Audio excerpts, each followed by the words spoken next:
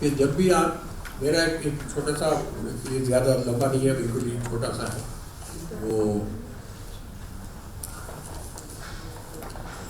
आप जब भी किसी के पास फ़ोन करते बड़े आदमी के पास, तो मालूम होता है, इसमें भी कहीं सेक्रेटरी का जिक्र आ गया, तो मालूम होता है कि वो साहब, वो सेक्रेटरी उनका कहता है साहब बाथरूम में। एक दिन मैंने एक साहब के लिए बहुत, यानी मतलब कई दफ़ा फ़ोन मिलाया, तो जवाब आया साहब बाथरूम में। उस पर मैंने एक छोटे से उस पर लिखा है, बहुत छोटा सा पहुँचूँगा, इसका उन्वान है साहब बाथरूम में। एक दिन मैंने अपने इलाके के नेता बद्री नारायण जी से बात करने के लिए फ़ोन किया, तो उनके प्राइवेट सेक्रेटरी ने कहा साहब बाथरूम में है, थोड़ी देर बाद फ़ोन करें। मैंने सोचा जब बद्री नारायण जी बाथरूम में हैं तो क्यों ना मैं भी बाथरूम हो, जैसा राजा वैसी प्रजा। कुछ देर बाद अपने बाथरूम से निकलकर मैंने उन्हें फिर फ़ोन मिलाया, तो जवाब आया साहब बाथरूम में है। मैंने डरते डरते पूछा साहब बाथरूम से कब तक बाहर आ जाएंगे? सेक्रेटरी बोला अजीब आदमी है आप भी, मौत और आदमी के बाथरूम से निकलने का भी भला कोई वक्त मुकर्रर होता है? वो बाथरूम में गए हैं तो एक ना एक दिन निकल ही आएंगे, ऐसी भी क्या जल्दी है? और मैं उन अच्छे दिनों को याद करने लगा जब ना तो बद्री नारायण जी के घर में बाथरूम हुआ करता था और ना ही मेरे घर। कितने अच्छे दिन थे वो, जब किसी प्राइवेट सेक्रेटरी और टेलीफोन की मदद के बगैर खुले मैदान में उनसे सुबह और शाम मुलाकात हो जाए। बल्कि हम लोग तो एक दूसरे से दूर बैठकर काम की बातें भी क्या करते। ये ज़रूर है कि बीच में कभी कभी हेलो भी करना पड़ता था। मैंने सोचा इतनी देर में क्यों ना उस अफसर से बात कर ली जाए जिसके पास बद्री नारायण जी से मुझे सिफारिश करानी थी। मुझे डर था कि इस अफसर का भी एक प्राइवेट सेक्रेटरी है और कमबख्त के घर में वो महफूज जगह भी है जिससे बाथरूम। चुनाचे सीधा सा जवाब आया साहब बाथरूम में। मैंने सोचा कि क्यों ना मैं भी फिर बाथरूम हुआ, और अपने ख्याल पर हंसी भी आई कि आम और मामूली आदमी की किस्मत में इतनी देर तक बाथरूम में रहना कहाँ लिखा होता है। वो बेचारा तो दिन भर अपनी बड़ी मुश्किल से एक बार ही बाथरूम जाने की हिम्मत कर सकता है। अपनी फूटी किस्मत की वजह से उसे तो ड्राइंग रूम या बेडरूम में बने रहना पड़ता है। अब भला बताइए कि घर में रहने की ये भी कोई जगह है? खैर ये एक एतबार से अच्छा ही है, क्योंकि आम आदमी भी अगर बाथरूम में रहने लग जाए तो मुल्क कैसे तरक्की करेगा। और मुश्किल ये है कि मुल्क को तो बाथरूम में नहीं भेजा जा सकता। खैर 1 घंटे बाद मैंने बद्री नारायण जी को फिर फ़ोन मिलाया। इससे पहले क्या उनका प्राइवेट सेक्रेटरी उन्हें फिर बाथरूम में भेज देता, मैंने खुद ही पूछ लिया हेलो कहीं बद्री नारायण जी बाथरूम में तो नहीं है?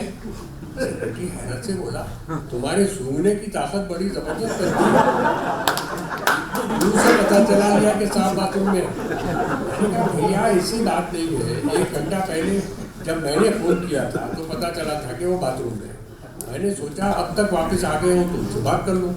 सेक्रेटरी बोला 1 घंटा पहले दूसरे प्राइवेट सेक्रेटरी ने उन्हें वहाँ भेजा था, अब मेरी ड्यूटी है। मैंने कहा इसका मतलब ये हुआ कि अब उन्हें बाथरूम में भेजने की जिम्मेदारी तुम्हारी है।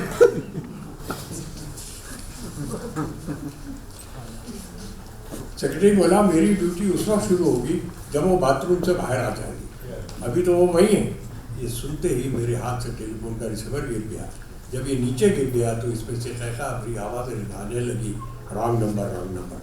मैं सोचने लगा हमारा टेलीफोन सिस्टम भी अजीब है, सारी बात करने के बाद पता चलता है कि आपने रॉन्ग नंबर मिलाया। उस दिन भी मैंने बद्री नारायण जी का फ़ोन नंबर तो सही मिलाया था, लेकिन वो गलत जगह मिल गया था, क्योंकि हमने बद्री नारायण जी को एक आलीशान कोठी में भेजा था और वो बाथरूम में जाकर बैठ गए। इसमें हमारा या टेलीफोन का क्या सिस्टम का क्या कसूर? शायद ही कोई दिन ऐसा जाता हो जब मैं किसी बड़े आदमी को फ़ोन करूं और मुझे ये इत्तला न मिले कि वो बाथरूम में है। इधर जब से बड़े आदमियों ने ज़्यादा से ज़्यादा बाथरूम में रहने की आदत डाल ली है, तब से आदमी और घर दोनों का तस्वीर ही बदल गया। परसों की बात है, मैं ड्राइंग रूम में बैठा था, फ़ोन की घंटी बजी तो मेरी बीवी ने ये कहकर फ़ोन रख दिया कि जी वो तो बाथरूम में है। मैंने हैरत से उसकी तरफ देखकर पूछा क्या घर में कोई मेहमान आया है? मैं तो तुम्हारे सामने बैठा हूँ, फिर बाथरूम में कौन है? वो बोली तुम हो तुम, और कौन होगा?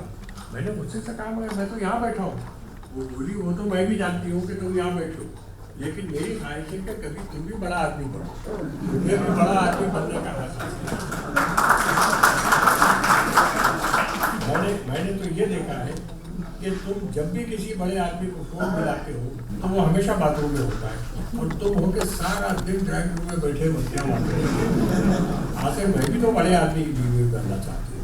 आज से तुम बाथरूम में रहने की कोशिश करो, अगर नहीं रहते तो मैं वहाँ रहने लग जाऊँ। मैं तो सिर्फ पहले आपके चक्कर में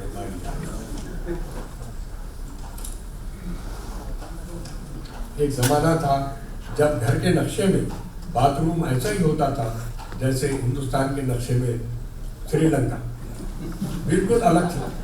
मगर अब बाथरूम ही ऐसा ही घर नजर आने लगा है। पिछले दिनों मैंने एक अखबार में इश्तिहार पढ़ा था जिसमें लिखा था ज़रूरत है एक खुशनुमा बड़े बाथरूम हो, इसके साथ अगर एक अटैच बेडरूम हो तो ठीक है, न हो तो भी चलेगा।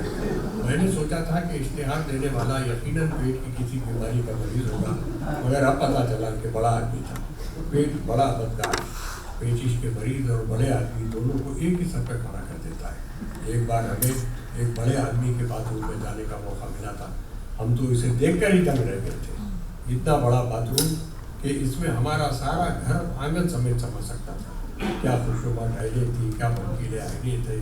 हम तो इसकी खूबसूरती को देखकर इतना दंग रह गए कि इसे इस्तेमाल किए बगैर ही वापस आ गए, और बड़े आदमी से कहा कि डरते डरते कहा हम आपकी हिम्मत को मान गए कि ऐसी प्यारी जगह को आप और उसके दफ्तर में ढूंढते रहते हैं और वो बाथरूम में पड़ा रहता है।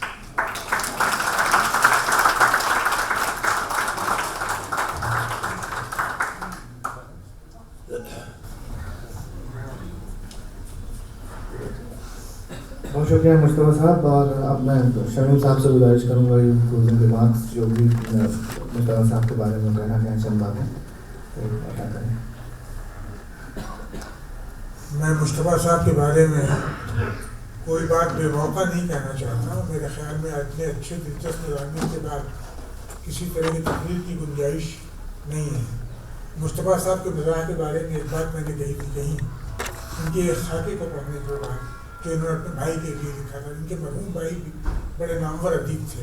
मेरे ख्याल में इस पूरे सब कॉन्टिनेंट पे जिस ख़ानदान का हर भाई जो है अदीब के तौर पर मशहूर हुआ, उसमें इनका मुस्तफ़ा साहब का ख़ानदान। इनके सबसे बड़े भाई महबूब हुसैन जिगर साहब, जो सियासत नामी अखबार निकलता था हैदराबाद, अब भी निकलता है, उसमें शामिल थे, बल्कि उस अखबार के लिए उन्होंने अपनी ज़िंदगी वक्फ कर दी थी। इनके दूसरे भाई थे इब्राहिम जलीस, जो बहुत उम्दा तंज़ लिखते थे, और वो ज़ाहिर है कि बहुत अच्छे ट्रांसलेटर भी थे, अफसाना निगार भी थे। वो पाकिस्तान चले गए थे, ये यहाँ रहे।